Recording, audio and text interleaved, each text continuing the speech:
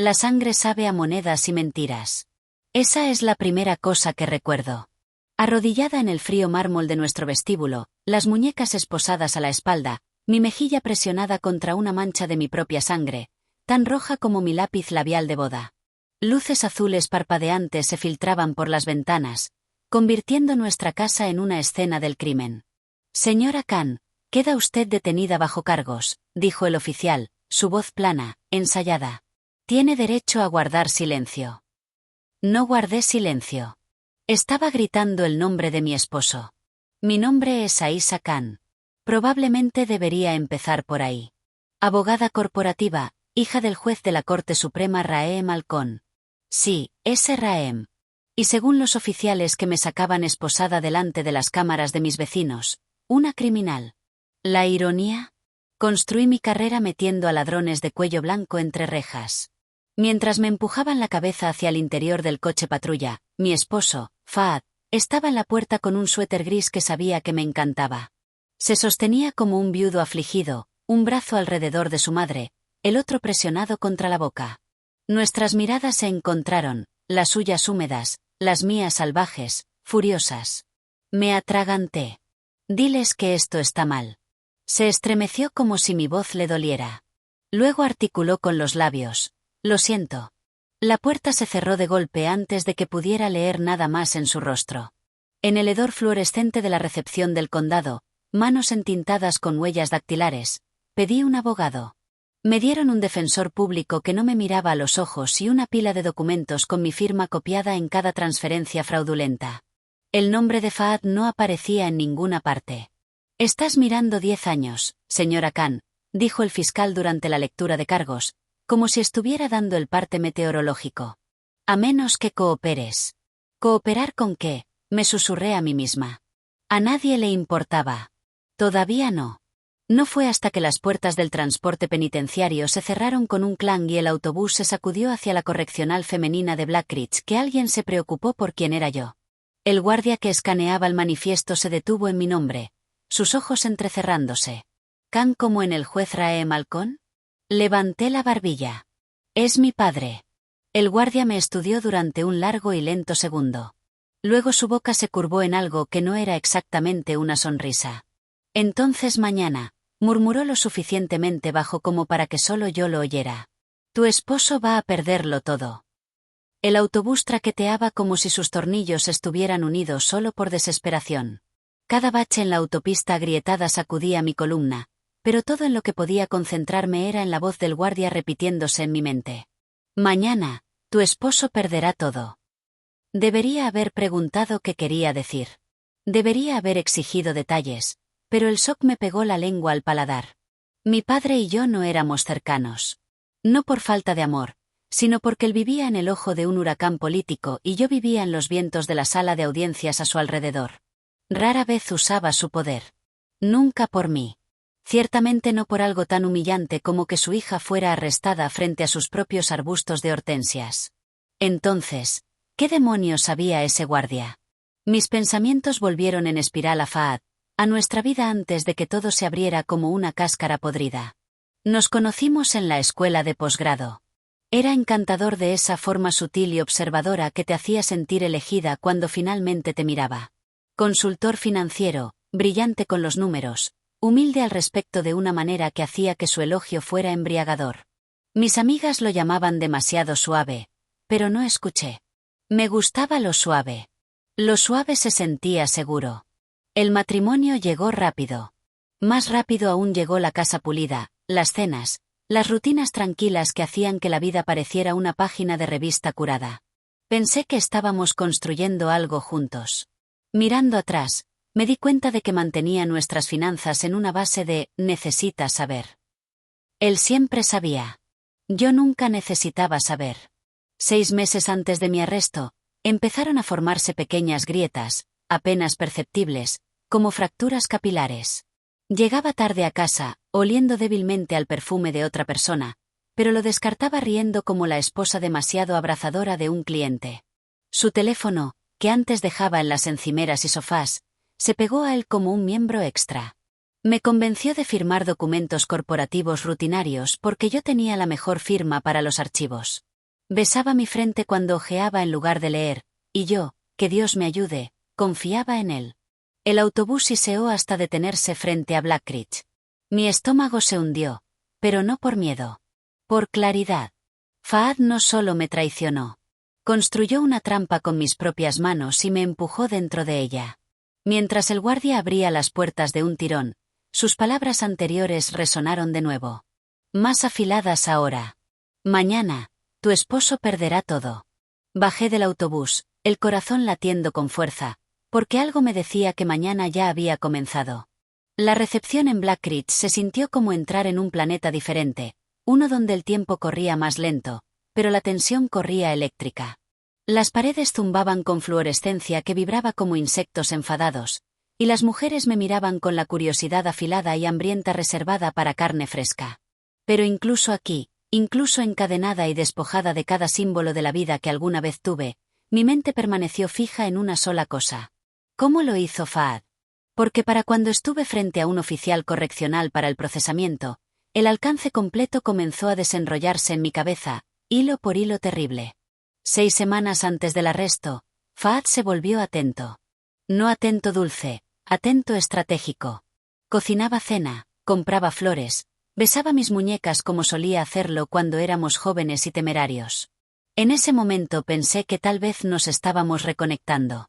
Pero ahora me daba cuenta de que me estaba distrayendo. Distrayéndome del hecho de que había movido silenciosamente activos a corporaciones fantasma.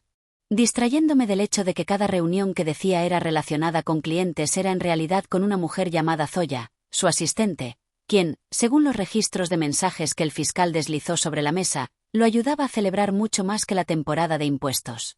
Construyó un laberinto financiero completo usando mis credenciales como piedra angular. Esa era la brillantez de todo. Si algo se rompía, si siquiera una transferencia activaba una bandera roja, el sistema apuntaría automáticamente a mí.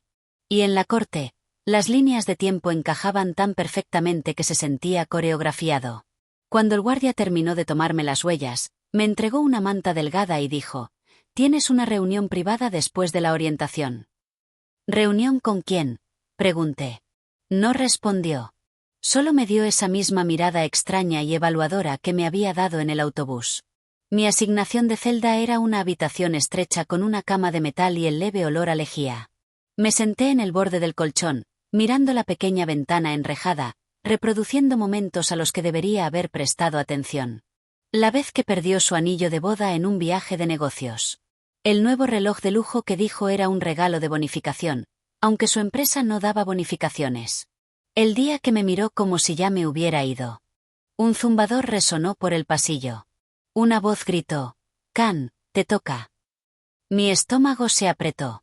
El guardia del autobús apareció en mi puerta. «Es hora», dijo. «Tu padre envió a alguien, y vas a querer escuchar lo que tiene que decir». Me escoltaron a una pequeña habitación de concreto con una mesa atornillada al suelo y una luz fluorescente parpadeante que hacía que todo pareciera malas noticias. El guardia del autobús se quedó junto a la puerta, brazos cruzados, expresión ilegible. Esperaba a mi padre. En cambio, un hombre delgado con un traje azul marino impecable estaba esperando, piernas cruzadas, maletín plateado a su lado. Su cabello estaba peinado hacia atrás con la precisión que solo el dinero o el miedo pueden motivar. Se puso de pie cuando entré. «Señorita Khan», dijo suavemente. «Mi nombre es Ferris Ramón. Soy el investigador personal de su padre». Mi aliento se atoró. Investigador personal. Mi padre ni siquiera respondía mensajes el mismo día.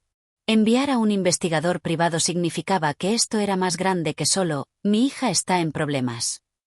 Ferris señaló que me sentara. «Su padre está ocupado», dijo con cuidado. Pero me pidió que recopilara información. «Cree». Ferris hizo una pausa. «Que ha sido tendida una trampa». Las palabras rompieron algo dentro de mí. Esperanza, rabia, incredulidad. No podía hablar. Ferris abrió el maletín y deslizó una pila de fotos brillantes sobre la mesa. Y así comenzó la humillación. La primera foto: Fahad entrando a un hotel con Zoya. Su mano baja en su espalda. Su anillo de boda brillando. La siguiente: recibos de transferencias, Dinero desviado de cuentas que ni siquiera reconocía. Todas autorizadas bajo mi firma digital. La siguiente. Fahad en una cena con el fiscal. Sí, el mismo que me miró con ojos afilados durante la lectura de cargos. Estaban sonriendo, estrechándose las manos. Mi estómago cayó tan fuerte que pensé que me desmayaría. Lo sobornó, susurré. Compró mi condena. No, corrigió Ferris en voz baja. Lo intercambió.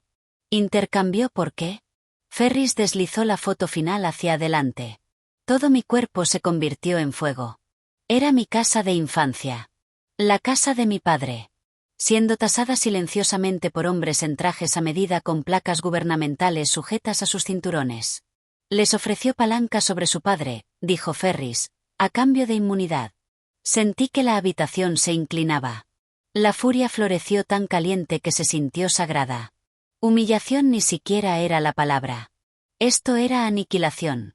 Mi esposo no solo me había incriminado. Me había convertido en arma para destruir la reputación de mi padre, su legado, toda su carrera. ¿Por qué, Grazne? Ferris sostuvo mi mirada. Porque su esposo está trabajando con personas que quieren a su padre fuera del banquillo. Y usted era la puerta de entrada más fácil. Mi pulso latía en mis oídos. Cuéntamelo todo, dije, inclinándome hacia adelante. Porque cuando salga de aquí, no voy a dejarle a este hombre nada. Ferris cerró el maletín. Oh, dijo suavemente. No tendrá que esperar mucho. Algo está a punto de suceder esta noche. Me quedé helada. ¿Esta noche? Pregunté. El guardia abrió la puerta detrás de mí. Sí, dijo Ferris. Y comienza con el mayor error de su esposo hasta ahora. Ferris no terminó su frase. Una alarma resonó por el pasillo, aguda, metálica, urgente. Luces rojas pulsaron a través de las paredes de concreto. El guardia se tensó. Cierre total. Una voz gritó en algún lugar más allá de la puerta. Todos quédense donde están. La puerta se cerró de golpe detrás de él, dejándonos a Ferris y a mí solos en la sala de interrogatorios, las sirenas vibrando a través de mis huesos. Por un momento, ninguno habló. El caos afuera se sentía como el espejo perfecto del caos dentro de mi pecho. ¿Esto está conectado?, pregunté, mi voz cruda. La expresión de Ferris no cambió. Sí. Esta noche, alguien intentó acceder al archivo financiero sellado relacionado con su caso. Quienquiera que fuera usó las credenciales de su esposo. Parpadeé. ¿Fahad? ¿Por qué lo haría? No lo hizo, dijo Ferris con calma. Alguien más lo hizo. Alguien tendiéndole una trampa a él o alguien ayudándola a usted. Deslizó una pequeña memoria USB encriptada sobre la mesa de metal. Esto fue extraído antes de que se detectara la brecha.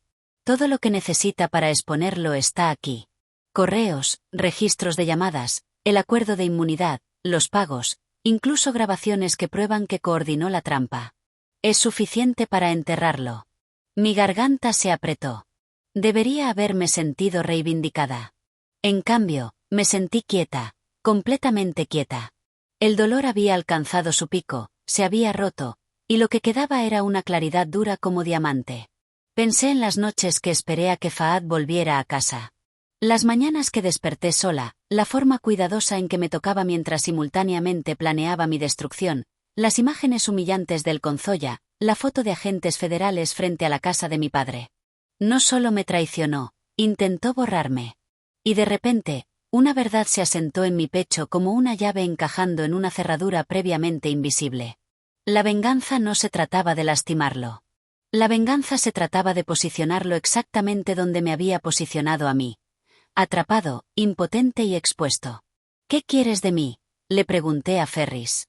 Su padre quiere que esto se haga en silencio. Legalmente, dijo. ¿Y usted? Ferris finalmente sonrió, una pequeña curva peligrosa de sus labios. Quiero que decida su propio final.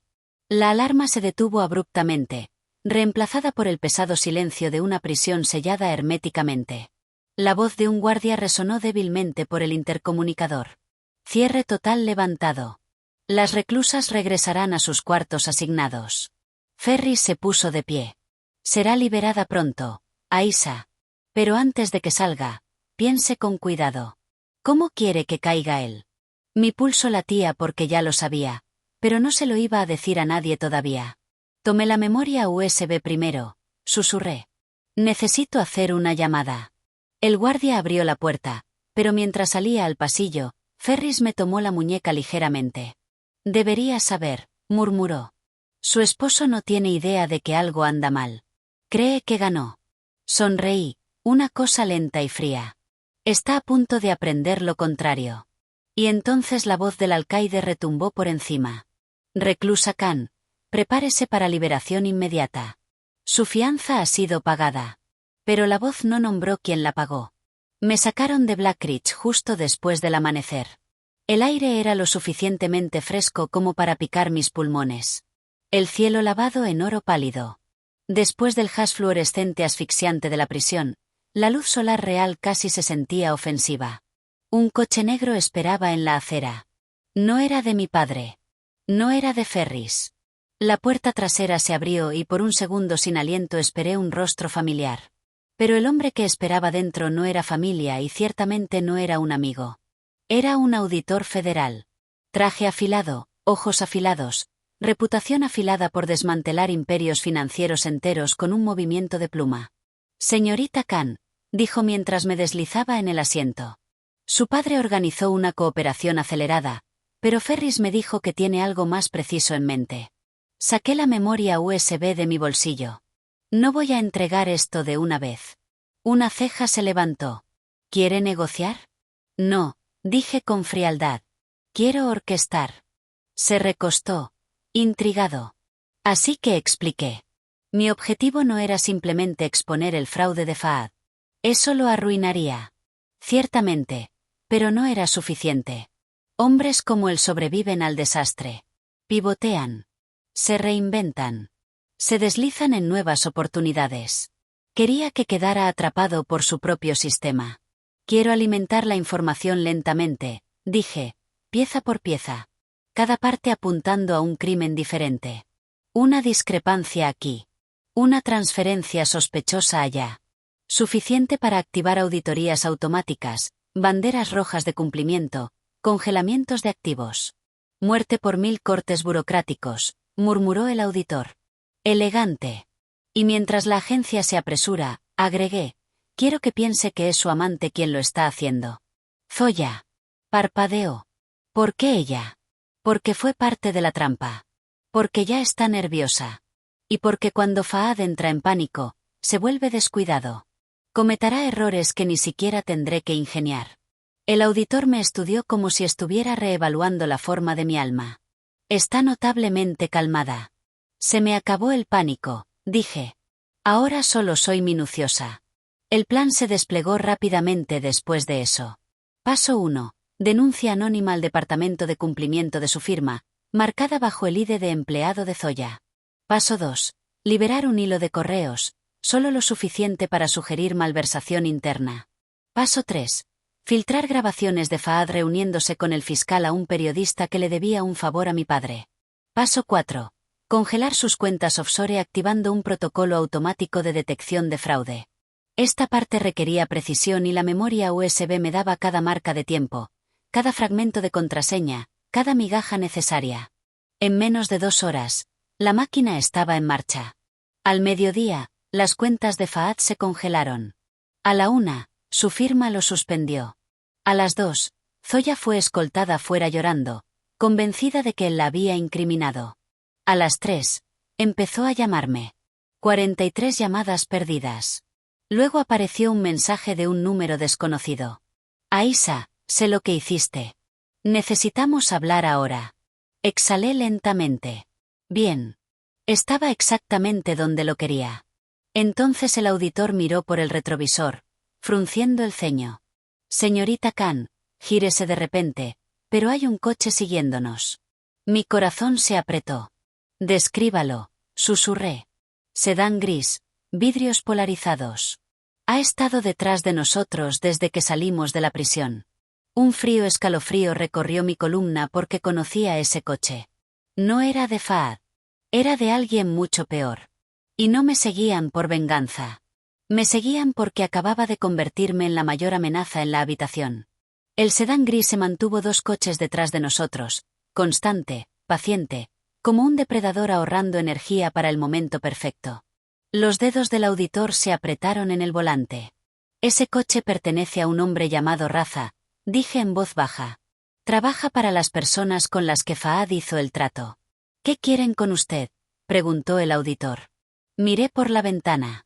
Pulso firme a pesar del miedo que se enroscaba en mi estómago. Quieren silencio. Fahad no solo me vendió. Les prometió acceso a la red de mi padre. Pero ahora que no estoy a salvo encerrada en prisión, soy un riesgo. Entendido, dijo el auditor. Agárrese. Tomó un giro brusco a la derecha por una calle lateral estrecha. El sedán lo siguió instantáneamente.